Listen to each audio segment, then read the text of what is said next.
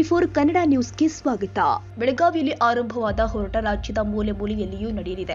ಲೋಕಸಭಾ ಚುನಾವಣೆಯಲ್ಲಿ ಬಿಜೆಪಿ ಮತ್ತು ಜೆಡಿಎಸ್ 28 ಸ್ಥಾನದಲ್ಲಿ ಗೆಲುವು ಸಾಧಿಸಬೇಕಾಗಿದೆ. ಚುನಾವಣೆಯಲ್ಲಿ ತಕ್ಕ ಉತ್ತರ ಕೊಡಬೇಕಾಗಿದೆ ಅಂತ ಬಿಜೆಪಿ ರಾಜ್ಯಾಧ್ಯಕ್ಷ ಬಿವೈ ವಿಜೇಂದ್ರ ಕರೆ ನೀಡಿದರು. ಬೆಳಗಾವಿಯ ಮಾಲಿನಿಸಿಟಿ ಮೈದಾನದಲ್ಲಿ ಆಯೋಜನೆ ಮಾಡಲಾಗಿದ್ದ ರಾಜ್ಯ ಸರ್ಕಾರದ ವಿರುದ್ಧದ ಪ್ರತಿಭಟನಾ ಸಮಾವೇಶದಲ್ಲಿ ಭಾಗಿಯಾಗಿ ಮಾತನಾಡಿದರು. ಸಾಕಷ್ಟು ಭರವಸೆ ಮೂಡಿಸಿ ಕಾಂಗ್ರೆಸ್ ರಾಜ್ಯದಲ್ಲಿ ಅಧಿಕಾರಕ್ಕೆ ಬಂದಿದೆ. ಭೀಕರ ಬರಗಾಲದಲ್ಲಿ ರೈತರು ಸಂಕಷ್ಟದಲ್ಲಿ ಇದ್ರೂ ಪರಿಹಾರ ಕೊಡುವ ಕುರಿತು ತುಟಿಪಿಟಿ ಕೆಲ್ತಾ ಇಲ್ಲ. ಆದರೆ ಅಲ್ಪಸಂಖ್ಯಾತರಿಗೆ 10,000 ಕೋಟಿ ರೂಪಾಯಿ ಕೊಡುವುದಾಗಿ ಸಿಎಂ ಹೇಳಿದ್ದಾರೆ. ಕಬ್ಬು ಬೆಳೆಗಾರರಿಗೆ ಎಕರೆಗೆ 25,000, ದ್ರಾಕ್ಷಿಗೆ 50,000 ಕೊಡುವಂತೆ ಮನವಿ ಮಾಡಿದ್ದೇವೆ. ಉತ್ತರ ಕರ್ನಾಟಕ ಭಾಗದ ಜ್ವಲಂತ ಸಮಸ್ಯೆಗಳಿಗೆ ಅಲ್ಲಿಯೂ ಉತ್ತರ ಕೊಡಬೇಕು ಎಂದು ಸುವರ್ಣ ವಿಧಾನಸೌಧವನ್ನ ಯಡಿಯೂರಪ್ಪ ನಿರ್ಮಿಸಿದ್ದಾರೆ. ಸಂಕಷ್ಟದಲ್ಲಿ ಇರುವ ರೈತರಿಗೆ ಮಧ್ಯಂತರ ಪರಿಹಾರ ಕೊಡ್ತಾರೆ ಅಂತ ಭಾವಿಸಿಕೊಂಡಿದ್ವಿ. ಆದರೆ ಸಿಎಂ ಸಿದ್ದರಾಮಯ್ಯ ಕೇಂದ್ರ ಸರ್ಕಾರದ ಮೇಲೆ ಗೂಬೆ ಕೂರಿಸುವ ಕೆಲಸ ಮಾಡ್ತಾ ಇದ್ದಾರೆ. ರೈತರ ಸಾಲ ವಸೂಲಿಗೆ ಬ್ಯಾಂಕ್ಗಳು ಇಳಿದಿವೆ. ಇದನ್ನ ಕೂಡಲೇ ನಿಲ್ಲಿಸಬೇಕು. ರೈತರ ಪಂಪ್ಸೆಟ್ಗಳಿಗೆ ಸಮರ್ಪಕ ವಿದ್ಯುತ್ ನೀಡಲು ಸರ್ಕಾರ ಸಂಪೂರ್ಣ ವಿಫಲವಾಗಿದೆ ಅಂತ ವಿಜೇಂದ್ರ ಕಿಡಿಕಾರಿದರು. ಸಾಕಷ್ಟು ಸಮಯ ಆಗಿದೆ. ರಾಜ್ಯದಲ್ಲಿ ಈ ಸರ್ಕಾರ ಬಂದು 6 ತಿಂಗಳುಗಳು ಕಳೆದಿದೆ. ರಾಜ್ಯದಲ್ಲಿ ಭೀಕರ ಬರಗಾಲ ಇದೆ. ರಾಜ್ಯದಲ್ಲಿ ಭೀಕರ ಬರಗಾಲ ಇದ್ದಂತ ಸಂದರ್ಭದಲ್ಲಿ ಈ ಹೊಸ ಸರ್ಕಾರ, ಇವತ್ತು ಕಾಂಗ್ರೆಸ್ ಸರ್ಕಾರ ರಾಜ್ಯದಲ್ಲಿ ಬಂದಿದೆ, ಸಾಕಷ್ಟು ಭರವಸೆಗಳನ್ನು ಮೂಡಿಸಿ ರಾಜ್ಯದಲ್ಲಿ ಸರ್ಕಾರ ಬಂದಿದೆ. ಮಾನ್ಯ ಮುಖ್ಯಮಂತ್ರಿಗಳಾಗಿರ್ತಕ್ಕಂಥ ಸಿದ್ದರಾಮಯ್ಯನವರಿಂದ ರಾಜ್ಯದಲ್ಲಿರ್ತಕ್ಕಂಥ ರೈತರು ಸಾಕಷ್ಟು ನಿರೀಕ್ಷೆಯಲ್ಲಿದ್ದರು. ಕಾರಣ ಅಂತ ಹೇಳಿದ್ರೆ 14 ಬಜೆಟ್ ಅನ್ನ ಮಂಡನೆ ಮಾಡಿರ್ತಕ್ಕಂಥ ಸಿದ್ದರಾಮಯ್ಯನವರು ಈ ನಾಡಿನಲ್ಲಿ ಸಂಕಷ್ಟಕ್ಕೆ ಒಳಗಾಗಿರ್ತಕ್ಕಂಥ ರೈತರಿಗೆ ನ್ಯಾಯವನ್ನ ಕೊಡ್ತಾರೆ ಅಂತೇಳಿ ರೈತ ನಿರೀಕ್ಷೆಯಲ್ಲಿದ್ದರು. ಆದರೆ ರಾಜ್ಯ ಸರ್ಕಾರ ಇವತ್ತು ರೈತ ಸಂಕಷ್ಟದಲ್ಲಿದ್ರೂ ಸಹ ಬರಗಾಲದ ಸಂದರ್ಭದಲ್ಲಿ ರೈತರಿಗೆ ಪರಿಹಾರನ ಕೊಡಬೇಕು ಅಂತ ಯಾವುದೇ ಒಂದು ಸೂಚನೆಗಳು ಕಾಣ್ತಾ ಇಲ್ಲ. ಮಾನ್ಯ ಮುಖ್ಯಮಂತ್ರಿಗಳು ಒಂದ್ ಕಡೆ ಹೇಳ್ತಾರೆ, ರಾಜ್ಯದಲ್ಲಿರ್ತಕ್ಕಂಥ ಅಲ್ಪಸಂಖ್ಯಾತರಿಗೆ 10,000 ಕೋಟಿನ ಕೊಡ್ತೇನೆ ಅಂತ ಹೇಳ್ತಾರೆ. ಆದರೆ ರೈತರಿಗೆ ಪರಿಹಾರ ಕೊಡ್ತಕ್ಕಂಥ ಎಳ್ಳಷ್ಟು ಒಂದು ಕಿಂಚಿತ್ತು ಕೂಡ ಮಾತನಾಡ್ತಾ ಇಲ್ಲ. ವಿಶೇಷವಾಗಿ ನಮ್ಮ ಬೆಳಗಾವಿ ಜಿಲ್ಲೆ ಮತ್ತು ಉತ್ತರ ಕರ್ನಾಟಕ ಜಿಲ್ಲೆಯಲ್ಲಿ ದೊಡ್ಡ ಸಂಖ್ಯೆಯಲ್ಲಿ ರೈತರು ಕಬ್ಬು ಬೆಳೀತಾರೆ. ಇವತ್ತು ಕಬ್ಬು ಬೆಳೀತಕ್ಕಂಥ ರೈತರು ಕೂಡ ಸಂಕಷ್ಟದಲ್ಲಿದ್ದಾರೆ. ಕಬ್ಬು ಬೆಳೀತಕ್ಕಂಥ ರೈತರಿಗೆ ಕನಿಷ್ಠ 25,000 ರೂಪಾಯಿ ಪರ್ ಎಕರೆ ಕೊಡಬೇಕು ಅಂತೇಳಿ ವಿಧಾನಸೌಧ ಒಳಗಡೆ ಅಧಿವೇಶನ ಮಾತನಾಡಿದ್ದೇವೆ. ಇವತ್ತು ದ್ರಾಕ್ಷಿ ಬೆಳೀತಕ್ಕಂಥ ರೈತರಿಗೆ ಕನಿಷ್ಠ 50,000 ರೂಪಾಯಿ ಎಕರೆಗೆ ಕೊಡಬೇಕು ಅಂತೇಳಿ ನಾವು ಒತ್ತಾಯನ ಮಾಡಿದ್ದೇವೆ. ಆದರೆ ರಾಜ್ಯ ಸರ್ಕಾರ ಕಣ್ಣಿದ್ದು ಕುರುಡರಂತೆ, ಕಿವಿ ಇದ್ದು ಕಿವುಡರಂತೆ ವರ್ತನೆ ಮಾಡ್ತಾ ಇದೆ. ರಾಜ್ಯ ಸರ್ಕಾರ ಸನ್ಮಾನ್ಯ ಯಡಿಯೂರಪ್ಪನವರು ವೇದಿಕೆ ಮೇಲೆ ಇದ್ದಾರೆ. ನಮ್ಮ ಎದುರುಗಡೆ ಇರ್ತಕ್ಕಂಥ ಬೆಳಗಾವಿಯಲ್ಲಿ ಇರ್ತಕ್ಕಂಥ ಒಂದು ಸುವರ್ಣ ವಿಧಾನಸೌಧ ಯಾತಕ್ಕೋಸ್ಕರ ಯಡಿಯೂರಪ್ಪ ಮಾಡಿದ್ರು ಇದನ್ನ? ಯಾತಕ್ಕೋಸ್ಕರ ಬಿಜೆಪಿ ಸರ್ಕಾರ ಇದ್ದಾಗ ಸುವರ್ಣ ಸೌಧ ಆಗಿರ್ತಕ್ಕಂಥದ್ದು?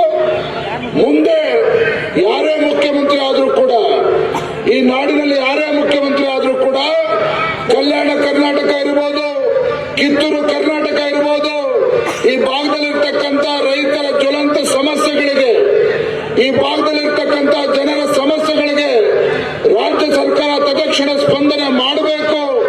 ಇಲ್ಲಿರ್ತಕ್ಕಂಥ ಸಮಸ್ಯೆಗಳಿಗೆ ಇಲ್ಲೇ ಉತ್ತರ ಕೊಡಬೇಕು ಅಂತೇಳಿ ಯಡಿಯೂರಪ್ಪ ಅವರು ಇಲ್ಲಿ ವಿಧಾನಸೌಧವನ್ನು ನಿರ್ಮಾಣ ಮಾಡಿಸಿದ್ರು. ಆದ್ರೆ ಸನ್ಮಾನ್ಯ ಸಿದ್ದರಾಮಯ್ಯನವರು ಅದು ಯಾಕೋ ಏನೋ ರೈತರ ಬಗ್ಗೆ ಕಾಳಜಿ ಇಲ್ಲ, ರೈತರ ಬಗ್ಗೆ ಅನುಕಂಪ ತೋರಿಸ್ತಾ ಇಲ್ಲ, ರೈತರ ಸಮಸ್ಯೆಗೆ ಇವತ್ತು ಪರಿಹಾರನ ಕೊಡ್ತಾ ಇಲ್ಲ. ನಾವು ಅನ್ಕೊಂಡಿದ್ವಿ ಯಾವ ಉತ್ತರ ಕರ್ನಾಟಕ ನಮ್ಮ ಬಾದಾಮಿ ವಿಧಾನಸಭಾ ಕ್ಷೇತ್ರ, ಇವತ್ತು ಬಾದಾಮಿ ವಿಧಾನಸಭಾ ಕ್ಷೇತ್ರ ಕಳೆದ ಚುನಾವಣೆಯಲ್ಲಿ ಸಿದ್ದರಾಮಯ್ಯನವರಿಗೆ ಅಭಾಗದ ಜನ ಆಶೀರ್ವಾದ ಮಾಡಿದ್ರು. ನಾವು ಅನ್ಕೊಂಡಿದ್ವಿ ಉತ್ತರ ಕರ್ನಾಟಕದ ಬಗ್ಗೆ ಆ ಕಾರಣಕ್ಕಾರೋ ಪ್ರೀತಿ ಇಟ್ಕೊಂಡಿರ್ತಾರೆ ಸಿದ್ದರಾಮಯ್ಯನವರು, ಸಂಕಷ್ಟದಲ್ಲಿರ್ತಕ್ಕಂಥ ರೈತರಿಗೆ ಪರಿಹಾರವನ್ನು ಕೊಡ್ತಾರೆ, ಮಧ್ಯಂತರ ಪರಿಹಾರವನ್ನು ಘೋಷಣೆ ಮಾಡ್ತಾರೆ ಎಂದು ಅನ್ಕೊಂಡಿದ್ವಿ. ಏನು ಕೂಡ ಮಾಡಲಿಲ್ಲ. ಮಾತೆತ್ತರ ಕೇಂದ್ರ ಸರ್ಕಾರವನ್ನು ದೂರ್ತಾರೆ. ನಾನು ವೇದಿಕೆ ಮೂಲಕ ಮಾನ್ಯ ಮುಖ್ಯಮಂತ್ರಿ ಕೇಳಲಿಕ್ಕೆ ಇಷ್ಟಪಡ್ತೇನೆ, ರಾಜ್ಯ ಸರ್ಕಾರ, ನಿಮ್ಮ ಸರ್ಕಾರ ಇವತ್ತು ಅಧಿಕಾರದಲ್ಲಿದೆ. ನಿಮ್ಮ ಸರ್ಕಾರ ಅಧಿಕಾರ ಇದ್ರೂ ಸಹ ಇವತ್ತು ರೈತರಿಗೆ, ಸಂಕಟದಲ್ಲಿರ್ತಕ್ಕಂಥ ರೈತರಿಗೆ ಪರಿಹಾರವನ್ನು ಕೊಡೋದ್ರ ಬದಲು ಕೇಂದ್ರ ಸರ್ಕಾರವನ್ನು ದೂಷಿಸ್ತಕ್ಕಂಥ ಕೆಲಸ ಮಾಡ್ತಾ ಇದ್ದೀರಿ. ನಿಜವಾಗ್ಲೂ ಕೂಡ ನೀವು ಪ್ರಾಮಾಣಿಕರಾದ್ರೆ ನಾವೇನು ವಿರೋಧ ಪಕ್ಷದ ನಾಯಕರು ಹೇಳಿದ್ದೇವೆ, ಈ ರಾಜ್ಯದಲ್ಲಿರ್ತಕ್ಕಂಥ ರೈತರ ಸಾಲವನ್ನ ಮನ್ನಾ ಮಾಡಬೇಕು. ರಾಜ್ಯದಲ್ಲಿರ್ತಕ್ಕಂಥ ರೈತರ ಸಾಲವನ್ನ ಮನ್ನಾ ಮಾಡಬೇಕು. ರಾಜ್ಯದಲ್ಲಿರ್ತಕ್ಕಂಥ ರೈತರಿಗೆ ಹೊಸ ಸಾಲವನ್ನು ಕೊಡ್ತಾರೆ. ಸಾಲವನ್ನು ವಸೂಲು ಮಾಡಕ್ ಹೋಗ್ತಾ ಇದ್ದಾರೆ. ತತ್ಕ್ಷಣ ಬಂದ್ ಮಾಡಬೇಕು ಅಂತ ಹೇಳಿ ಸದನದ ಒಳಗೆ ನಾವು ಇವತ್ತು ಹೇಳಿದ್ದೇವೆ. ಆದ್ರೆ ನಮಗೆ ರಾಜ್ಯ ಸರ್ಕಾರದ ಬಗ್ಗೆ, ಮಾನ್ಯ ಮುಖ್ಯಮಂತ್ರಿಗಳ ಬಗ್ಗೆ ನಮಗೆ ವಿಶ್ವಾಸ ಬರ್ತಾ ಇಲ್ಲ. ಕೇಂದ್ರದಲ್ಲಿ ಒಂದ್ ಕಡೆ ನರೇಂದ್ರ ಮೋದಿಜಿ ನೇತೃತ್ವದ ಭಾರತೀಯ ಜನತಾ ಪಾರ್ಟಿ ಸರ್ಕಾರ ಈ ದೇಶದಲ್ಲಿರ್ತಕ್ಕಂಥ, ರಾಜ್ಯದಲ್ಲಿರ್ತಕ್ಕಂಥ ರೈತರಿಗೆ ಇವತ್ತು ಶಕ್ತಿ ತುಂಬತಕ್ಕಂಥ ಕೆಲಸ ಮಾಡ್ತಾ ಇದ್ರೆ. ನಿಮಗೆ ಗೊತ್ತಿದೆ, ಇವತ್ತು ಪ್ರಧಾನಮಂತ್ರಿ ಕಿಸಾನ್ ಸಮ್ಮಾನ್ ಯೋಜನೆ ಅಡಿಯಲ್ಲಿ 6,000 ರೂಪಾಯಿ ಮೋದಿ ಅವರು ಕೊಡ್ತಾ ಇದ್ರೆ, ಯಡಿಯೂರಪ್ಪ 4,000 ರೂಪಾಯಿ ಕೊಡ್ತಾ ಇದ್ರು. ಅದನ್ನು ಕೂಡ ಬಂದ್ ಮಾಡ್ತಕ್ಕಂಥ ಕೆಲಸ ಸನ್ಮಾನ್ಯ ಸಿದ್ದರಾಮಯ್ಯ ಕಾಂಗ್ರೆಸ್ ಸರ್ಕಾರ ಮಾಡಿದ್ರು. ಒಟ್ಟಾರೆಯಾಗಿ ಹೇಳಬೇಕು ಅಂತ ಹೇಳಿದ್ರೆ, ಈ ಸಂಕಟ ಸಂದರ್ಭದಲ್ಲಿ ರೈತರಿಗೆ ಸಮಸ್ಯೆಗೆ ಪರಿಹಾರ ಕಂಡುಕೊಳ್ಳೋ ಬದಲು ಇವತ್ತು ದನಕರುಗಳಿಗೆ ಮೇವು ಅದರ ಒಂದು ದರವನ್ನು ಕೂಡ ಜಾಸ್ತಿ ಮಾಡಿದ್ದಾರೆ. 3 ಫೇಸ್ 7 ತಾಸು ವಿದ್ಯುತ್ ಅನ್ನು ಕೂಡ ಕೊಡೋದಕ್ಕೆ ರಾಜ್ಯ ಸರ್ಕಾರ ಸಂಪೂರ್ಣ ವಿಫಲ ಆಗಿದೆ. ಹಾಗಾಗಿ ರಾಜ್ಯ ಸರ್ಕಾರಕ್ಕೆ ಒಂದು ಎಚ್ಚರಿಕೆನ ಕೊಡಬೇಕು. ಅದಕ್ಕೋಸ್ಕರ ಇವತ್ತು ಬೆಳಗಾವಿ ಹೋರಾಟನ ಮಾಡ್ತಾ ಇರ್ತಕ್ಕಂಥದ್ದು ಬಂಧುಗಳೇ. ನಾನು ಇಷ್ಟು ಮಾತ್ರ ಸಂದರ್ಭದಲ್ಲಿ ಹೇಳ್ತೇನೆ, ಸಾಕಷ್ಟು ಸಮಯ ಆಗಿದೆ. ಇವತ್ತು ಬೆಳಗಾವಿ ಜಿಲ್ಲೆಯಲ್ಲಿ ಶುರುವಾಗಿರ್ತಕ್ಕಂಥ ಹೋರಾಟ ಇವತ್ತು ರಾಜ್ಯದ ಮೂಲೆಗಳಿಗೂ ಕೂಡ ಹೋರಾಟ ತಲುಪ್ತಿದೆ. ಈ ಸರ್ಕಾರಕ್ಕೆ ಚಾಟಿ ಬೀಸ್ತಕ್ಕಂಥ ಕೆಲಸ ಈ ರಾಜ್ಯದಲ್ಲಿರ್ತಕ್ಕಂಥ ನಮ್ಮ ಭಾರತೀಯ ಜನತಾ ಪಾರ್ಟಿ ಕಾರ್ಯಕರ್ತರು, ರೈತರ ಮುಖೇನ ಇವತ್ತು ನಾವು ಮಾಡಬೇಕಾಗಿದೆ. ನಾವು ಒಂದ್ ಮಾತನ್ನು ಹೇಳಿ ಇವತ್ತು ಮಾತನ್ನು ಮುಗಿಸ್ತೇನೆ. ಮುಂದಿನ ಲೋಕಸಭಾ ಚುನಾವಣೆಯಲ್ಲಿ 28ಕ್ಕೆ 28 ಕ್ಷೇತ್ರಗಳಲ್ಲಿ ಭಾರತೀಯ ಜನತಾ ಪಾರ್ಟಿ ಮತ್ತು ಜೆಡಿಎಸ್ ಒಟ್ಟಾಗಿ ಗೆಲ್ಲಬೇಕಾಗಿದೆ. ಅದರ ಮುಖೇನ ಇವತ್ತು 136 ಸ್ಥಾನಗಳಿಂದ ಅಧಿಕಾರಕ್ಕೆ ಬಂದಿರತಕ್ಕಂಥ ಕಾಂಗ್ರೆಸ್ ಪಕ್ಷ ಏನಿವತ್ತು ರಾಜ್ಯದ ರೈತರ ಮೇಲೆ ದಬ್ಬಾಳಿಕೆ ಮಾಡ್ತಾ ಇದೆ, ರಾಜ್ಯದಲ್ಲಿ ಇವತ್ತು ಬಡವರ ಮೇಲೆ ದಬ್ಬಾಳಿಕೆ ಮಾಡ್ತಾ ಇದೆ. ಈ ಕೆಟ್ಟ ಸರ್ಕಾರಕ್ಕೆ, ದುಷ್ಟ ಸರ್ಕಾರಕ್ಕೆ ಇವತ್ತು ಅವರಿಗೆ ತಕ್ಕ ಉತ್ತರವನ್ನು ಮುಂದೆ ಲೋಕಸಭಾ ಚುನಾವಣೆ ಕೊಡಬೇಕಾಗಿದೆ ಅಂತ ಮಾತನ್ನ ಸಂದರ್ಭ ಹೇಳ್ತಾ, ಇವತ್ತು ಸನ್ಮಾನ್ಯ ಯಡಿಯೂರಪ್ಪನವರು ಇವತ್ತು ರೈತರ ಹೋರಾಟಕ್ಕೆ ಚಾಲನೆ ಕೊಡಬೇಕು ಅಂತ ಯಡಿಯೂರಪ್ಪನವರು ಬೆಳಗಾವಿಗೆ ಬಂದಿದ್ದಾರೆ. ಒಂದು ಸಂದರ್ಭದಲ್ಲಿ ಯಡಿಯೂರಪ್ಪ ಗುಡುಗಿದರೆ ವಿಧಾನಸೌಧ ನಡಗುವುದು ಅಂತೇಳಿ ಜನ ಮಾತನಾಡ್ತಾ ಇದ್ರು. ಯಡಿಯೂರಪ್ಪನವರು ಯಾವುದೇ ರಾಜಕೀಯ ಸ್ಥಾನಮಾನಗಳು ಇಲ್ಲದೆ ಇದ್ರು ಸಹ ಈ ನಾಡಿನಲ್ಲಿರ್ತಕ್ಕಂಥ ರೈತರ ಪರವಾಗಿ, ಬಡವರ ಪರವಾಗಿ ಯಾವತ್ತು ಧ್ವನಿ ಎತ್ತಬೇಕು ಅವತ್ತು ಯಡಿಯೂರಪ್ಪ ಧ್ವನಿ ಎತ್ತಾರೆ. ಅದಕ್ಕೋಸ್ಕರ ಇವತ್ತು ಬೆಳಗಾವಿಗೆ ಬಂದಿದ್ದಾರೆ. ರೈತರ ಪರವಾಗಿ ಇವತ್ತು ಹೋರಾಟ ಮಾಡೋದಕ್ಕೆ ಯಡಿಯೂರಪ್ಪ ಮತ್ತು ಸಜ್ಜಾಗಿದ್ದಾರೆ. ಅದಕ್ಕೆ ತಾವೆಲ್ಲರೂ ಸಹ ಬೆಂಬಲವನ್ನು ನೀಡಬೇಕು. ಭಾರತೀಯ ಜನತಾ ಪಾರ್ಟಿ ರೈತ ಪರ ಹೋರಾಟಕ್ಕೆ ತಾವು ಬೆಂಬಲವನ್ನು ಕೊಡಬೇಕು ಅಂತ ಹೇಳ್ತಾ ತಮ್ಮೆಲ್ಲರೂ ಕೂಡ ಈ ಸಂದರ್ಭದಲ್ಲಿ ವಂದಿಸ್ತಾ, ವಿಶೇಷವಾಗಿ ಕಾರ್ಯಕ್ರಮದ ಯಶಸ್ವಿಗೆ ಕಾರಣೀಭೂತರಾಗಿರ್ತಕ್ಕಂಥ ಈ ಭಾಗದ ನಮ್ಮೆಲ್ಲ ಜಿಲ್ಲೆಯ ಅಧ್ಯಕ್ಷರುಗಳು, ಶಾಸಕರುಗಳು, ಸಂಸದರಿಗೆ ಎಲ್ಲರೂ ಕೂಡ ಸಂದರ್ಭದಲ್ಲಿ ವಂದಿಸಿ ನನ್ನ ಮಾತನ್ನು ಮುಗಿಸ್ತೇನೆ. ಬಲೋ ಭಾರತ್ ಮಾತಾ ಕೀ. ಇನ್ನು ಮಾಜಿ ಸಿಎಂ ಬಿಎಸ್ ಯಡಿಯೂರಪ್ಪ ಮಾತನಾಡಿ, ಪ್ರಧಾನಿ ಮೋದಿ ನಾಯಕತ್ವಕ್ಕೆ ಸರಿಸಮಾನವಾಗಿ ಕಾಂಗ್ರೆಸ್ನಲ್ಲಿ ಯಾರೂ ಇಲ್ಲ. ರೈತರ ಸಾಲ ಮನ್ನಾ ಮಾಡುವ ನಿರ್ಣಯ ಮುಖ್ಯಮಂತ್ರಿ ಕೈಗೊಳ್ಳುತ್ತಿದ್ದರೆ ರಾಜ್ಯದ ಉದ್ದಗಲಕ್ಕೂ ಪ್ರವಾಸ ಮಾಡಿ ರೈತರ ಬೆನ್ನೆಲುಬಾಗಿ ನಿಲ್ತೇನೆ. 10,000 ರು ಕೊಡ್ತಾ ಇದ್ದ ಕಿಸಾನ್ ಸಮ್ಮಾನ್ ಯೋಜನೆಯಲ್ಲಿ 4,000 ಕಡಿತಗೊಳಿಸಿ ರೈತರಿಗೆ ದ್ರೋಹ ಮಾಡಿದ್ದೀರಿ. ರಾಜ್ಯದಲ್ಲಿ ಭ್ರಷ್ಟಾಚಾರ ತಾಂಡವಾಡ್ತಾ ಇದೆ. ಕಳಸಾ ಬಂಡೂರು ಯೋಜನೆಗೆ ಕಾಂಗ್ರೆಸ್ 1 ಪೈಸೆ ಹಣವನ್ನು ಕೂಡ ನೀಡಿಲ್ಲ. ನಾನು ಸಿಎಂ ಆಗಿದ್ದಾಗ ಹಣ ನೀಡಿದೆ. ಅಧಿವೇಶನ ಮುಗಿದ ಬಳಿಕ ಹೋರಾಟ ಆರಂಭಿಸ್ತೀವಿ. ಈ ಸರ್ಕಾರ ಮನೆಗೆ ಹೋಗೋ ತನಕ ನಿರಂತರ ಹೋರಾಟ ಮುಂದುವರಿಯುತ್ತೆ ಅಂತ ಗುಡುಗಿದ್ರು. ಸರ್ಕಾರದ ಬಲದಿಂದ ಜಾತಿಯ ವಿಷಬೀಜವನ್ನು ಬಿತ್ತಿ ಅಧಿಕಾರಕ್ಕೆ ಬರಬಹುದು ಅಂತ ಭ್ರಮೆಯಲ್ಲಿದ್ದಂತ ಕಾಂಗ್ರೆಸ್ಗೆ ಮೊನ್ನೆ ನಡೆದಂತ 4 ರಾಜ್ಯಗಳ ಚುನಾವಣೆಗಳಲ್ಲಿ ಭಾರತೀಯ ಜನತಾ ಪಾರ್ಟಿ ಯಾವ ರೀತಿ ಜಯಭೇರಿಯನ್ನು ಪಡೆದಿದೆ ಅನ್ನೋದನ್ನ ನಿಮಗೆಲ್ಲರಿಗೂ ಗೊತ್ತಿರುವಂತ ಸಂಗತಿ.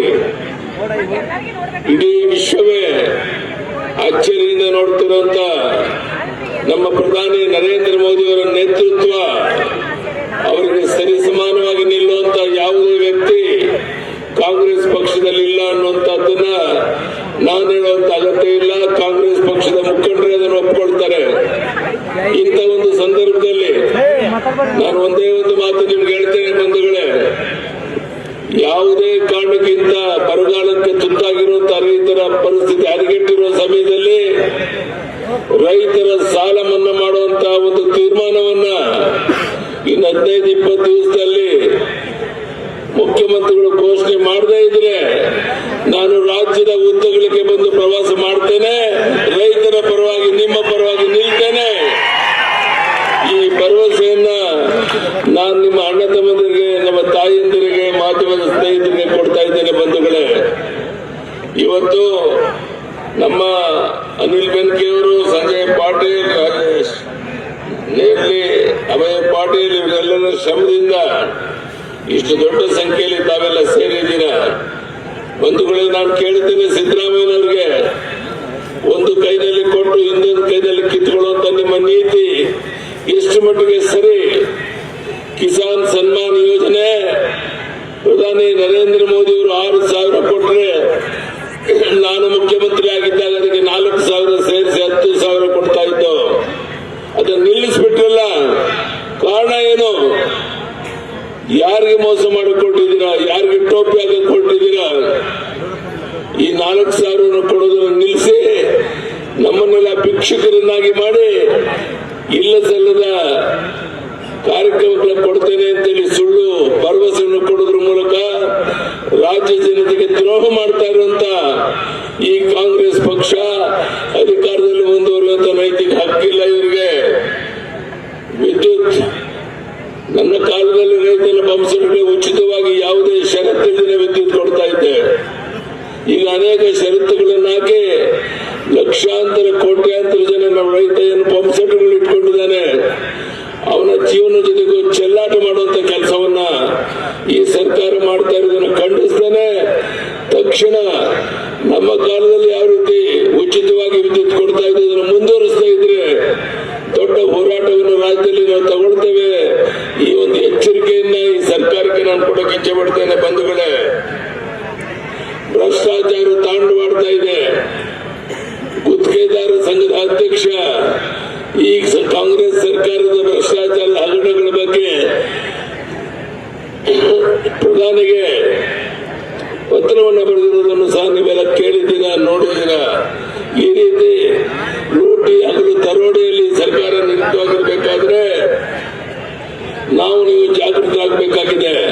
ನಮ್ಮ ತಾಯಿಯಿಂದ ಕೂತಿದ್ದೀರಾ. ನನ್ನ ಕಾಲದಲ್ಲಿ ಭಾಗ್ಯಲಕ್ಷ್ಮಿ ಯೋಜನೆಯನ್ನು ಜಾರಿಗೆ ಕೊಟ್ಟೆ. ಮನೆಯಲ್ಲಿ ಹುಟ್ಟುವಂತ ಹೆಣ್ಣು ಮಗಳು ಕಣ್ಣೀರು ಹಾಕುವಂತ ಕಾಲ ಒಂದಿದ್ದಾಗ ಅವಳು ನೀನು ಕಣ್ಣೀರು ಹಾಕುವಂತ ಅಗತ್ಯ ಇಲ್ಲ, ಅವಳು ಭಾಗ್ಯಲಕ್ಷ್ಮಿ ಅಂತ ಹೇಳಿ ಅವಳಿಗೆ ಒಂದು ಹೊಸ ಯೋಜನೆಯನ್ನು ಮಾಡಿದೆ. ಇವತ್ತು ಕೋಟ್ಯಾಂತರ ಜನ ಹೆಣ್ಣು ಮಕ್ಕಳಿಗೆ ಲಕ್ಷಾಂತರ ರೂಪಾಯಿ ಹಣ ಸಿಗುವಂತೆ ಮಾಡುತ್ತೆ ನಿಮ್ಮ ಯಡಿಯೂರಪ್ಪ. ನಮ್ಮ ತಾಯಿಯಂದರು ಮನೆ ಮನೆಗೆ ಹೋಗಿ ಮಾತನ್ನು ಹೇಳಬೇಕು. ಹೀಗೆ 10 ಹಲವುಗಳನ್ನ ಕೆಲಸವನ್ನು ಮಾಡಿದ್ದೇವೆ. ಕಳಸ ಬಂಡೂರಿ ನೀರಾವರಿ ಯೋಜನೆ 1 ಪೈಸೆ ಸರ್ಕಾರ ಹಣವನ್ನು ಕೊಡಲಿಲ್ಲ. ನಾನು ಹಣವನ್ನು ಬಿಡುಗಡೆ ಮಾಡಿದ್ದೆ. ನೀರಾವರಿ ಯೋಜನೆಗಳು ಸಂಪೂರ್ಣ ಸ್ಥಗಿತ ಆಗಿದೆ. ಯಾವುದೇ ಅಭಿವೃದ್ಧಿ ಕಾರ್ಯ ನಡೀತಾ ಇಲ್ಲ. ಇನ್ನು ಮಾಜಿ ಸಚಿವರು ಆದ ಬಿ ಶ್ರೀರಾಮುಲು, ಶಶಿಕಲಾ ಜೊಲ್ಲೆ, ಸಿಸಿ ಪಾಟೀಲ್, ಬಾಲಚಂದ್ರ ಜಾರಕಿಹೊಳಿ ಸೇರಿದಂತೆ ಮತ್ತಿತರರು. ತಾಜಾ ಸುದ್ದಿಗಾಗಿ ಟಿವಿ 24 ನ್ಯೂಸ್ಗೆ ಸಬ್ಸ್ಕ್ರೈಬ್ ಮಾಡಿ ಮತ್ತು ಬೆಲ್ ಐಕಾನ್ ಒತ್ತಿ ತಪ್ಪದೇ ಲಿಂಕ್ ಶೇರ್ ಮಾಡಿ.